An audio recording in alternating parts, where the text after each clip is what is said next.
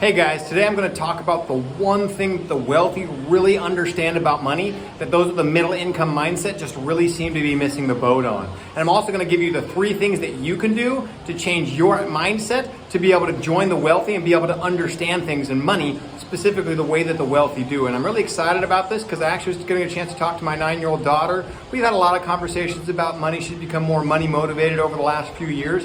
And we've really been able to learn a lot, so I'm going to share a little bit about that with you guys. But what I really want to do first is share that one thing that the wealthy really know that the middle income mindset do not. And when I say know, they don't just know what it is, they know it in their core, and they live their life with this as part of their guiding principles, understanding this to be a self-evident truth that helps to guide their life and guides them to wealth and allows them not only to gain wealth, but to be able to maintain their wealth. So this one thing that the wealthy really understand is the fact, it's the simple concept. Money deserves attention. I'll repeat that money deserves attention. It seems pretty obvious. You probably know that yourself and you're going, this is something everybody knows.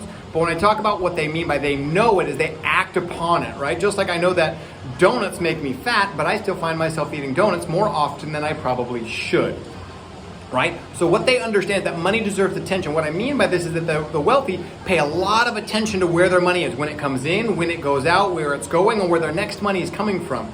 So one of the things I talk to a lot of my middle income mindset clients about is actually something as simple as a budget as a first step in this process.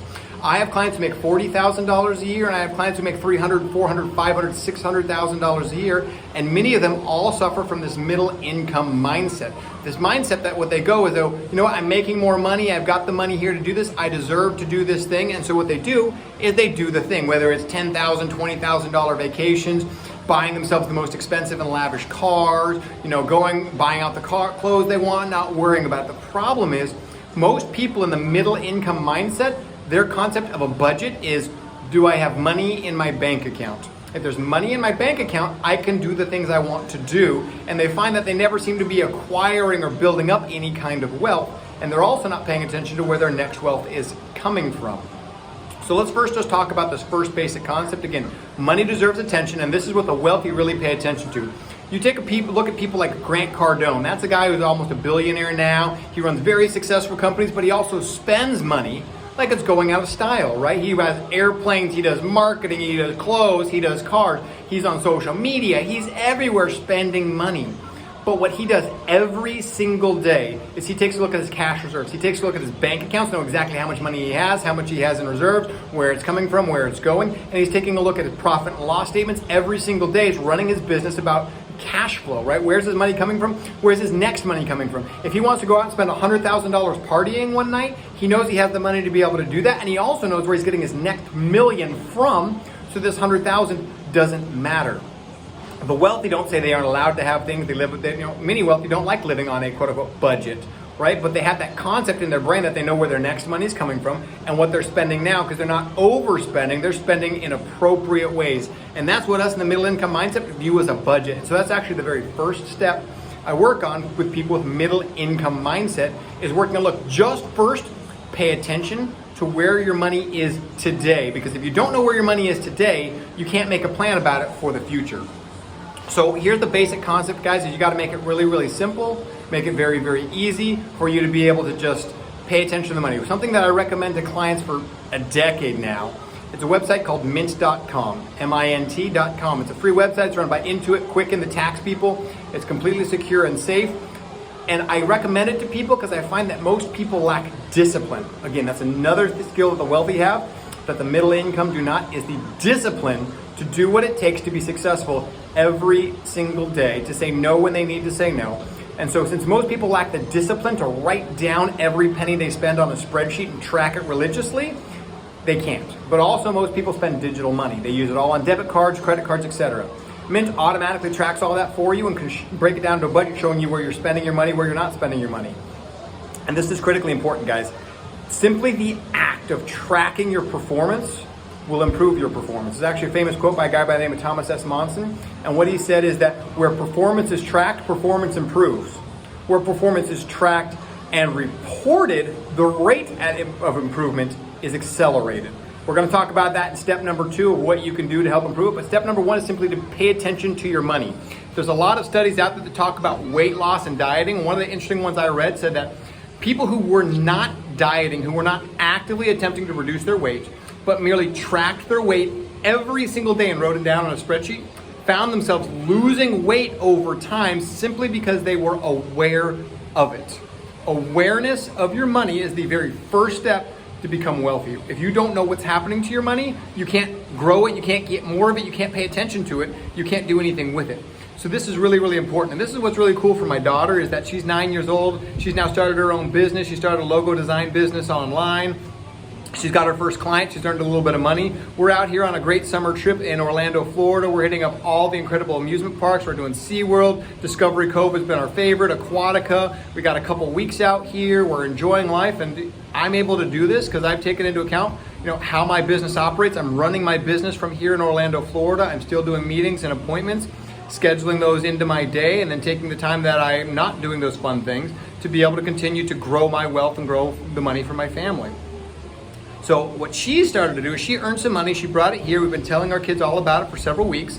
We have an allowance system in our home where it's not week-based and it's not chore-based. It's performance-based. And so we say, look, you can go earn as much money as often as you want. There's a series of tasks. Some are chore, some are social, some are educational tasks that as they do these things, they're able to earn credits towards allowance as fast as they want. And so if they don't do things, we don't tell them to go do it. They just don't earn the money. And when they come out here, they were looking at souvenirs like, stuffed animals and shirts. All my 5 and 7-year-old wanted. My 9-year-old daughter brought her own money and she's looking around going, this is all really expensive, especially for a shirt. I could get a shirt a lot cheaper elsewhere. Do I want a $25 stuffed animal? And she started to question, what's the value of money and the value of things? This morning, we went to the grocery store, pick up a couple of items that we wanted for dinner. We got one kid who's a little sick.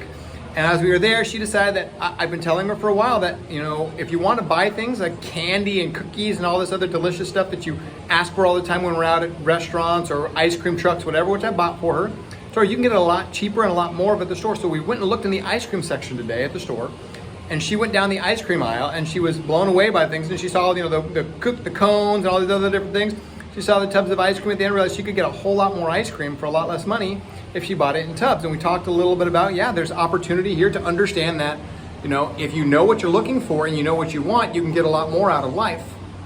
And that's what she did. Then she ended up buying her own first ice cream. She's super excited about being able to have her own tub of ice cream that's just hers, that she bought with her own money. And she's picked that over souvenirs and shirts and everything else. And what's really cool is that we worked with her when she was little to let her blow her money on whatever she wanted. And after doing that for a while, she came to realize that that wasn't bringing her happiness. That having the things and the toys, they would break eventually. She wouldn't use them. They'd sit on her shelf. She's come to realize that that's not what really brings people happiness. But I want to go back to thing number 2 here real quick about what helps create wealth. First is that awareness of money, right? Not only of its value, but of what you're doing with it. And that's the thing that you'll find is that if you're aware of your money, you'll decide is what I'm doing with it, what I really want from my money. So awareness is key number 1. But back to that quote. The second half of that quote says, where performance is tracked and reported, the rate of improvement accelerates. If you have a partner, do it together. I cannot tell you how often I talk to families and couples who do money separately. My own in-laws do their money separately, right? Dad's got money, mom's got money. They kind of pay some bills together, whatever, but it's his money, her money. They don't really know what happens to it. And it happens to tons of my clients. I've got husbands who make $150,000 a year, wives who make $100,000 a year, and they do different money. They've got his money and her money. Their money's separate. It's all different. They don't agree on it. Guys, if you are married and you're not doing money together, what that means is you're not together. You're secretly trying to keep your stuff safe from the other person because you're not committed to this. And if you ever need to exit, you have an exit strategy. When you're married, there is only our money. And if you plan to stay together through retirement and beyond, then you probably should be planning those things together. If you do money together, you will find that not only can you get twice as far, you can typically get 3 times as far. Right, there's a lot of studies out there, and even science. If you take a look at a single 2x4 and you do a weight load on a single 2x4, find its breaking point, and then you get 2 2x4s, bond those together, you will find that they don't just hold double the weight, they hold significantly more than double the weight. When you are equally yoked with a partner, or somebody that you can be accountable with, you will find that you guys accelerate so much faster, get so much farther, accomplish all of your goals sooner, and do everything first. The wealthy understand this accountability. So first off, track it, make it easy, and do it with a partner. And this brings me to the last thing you can possibly do. Do it regularly. Once a month is not often enough. I recommend a minimum of 15 minutes a week. If you just spend 15 minutes a week, and this is what you do, you can do it on Mint. You take a look at all the transactions over the last week. It's about 80 transactions a week, maybe, right? Debit card swipes here and there, whatever. You go, hey, what did we spend money on this last week? Are we on schedule or are we off schedule of what we expected, right? What do we have coming up next week? And just take a look at it. Spend 15 minutes doing that together as a partnership, right? You can do it alone too, but partnership, obviously accountability helps to increase that.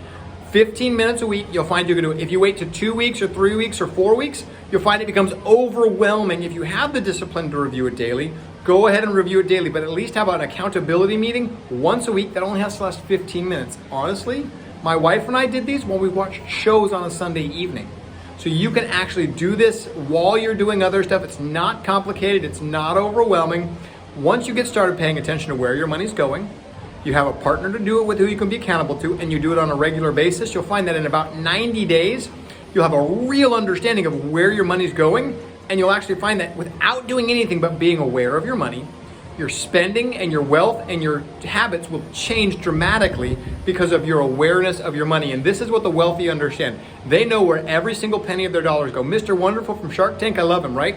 What he does, he knows where all of his soldiers, all of his dollars are, and he tells them to go out and get captives and bring them home. He tells his dollars what to do instead of letting his dollars tell him what to do. So the wealthy understand that money deserves attention. And the 3 steps that you can take are: 1, just start being aware of your money, get some type of tracking tool. 2, have an accountability partner, ideally a spouse or significant other if they're doing money too. You need to do your money together, that's just a fact. And thing number 3 is do it regularly, no less than once a week. Hey guys, hope this has been really helpful for you. I know it helps lots and lots of my clients. I found clients who by doing this went from having $400 extra a month to $4,000 extra a month in less than 6 months. That's the change that we're making for you guys. And if you do this, you'll be able to get the same type of changes in your own life that your life will be able to help you get to that wealth mindset, guys. Hey, hope this has helped a lot. I know this helps a lot of my clients, and I'll talk to you soon.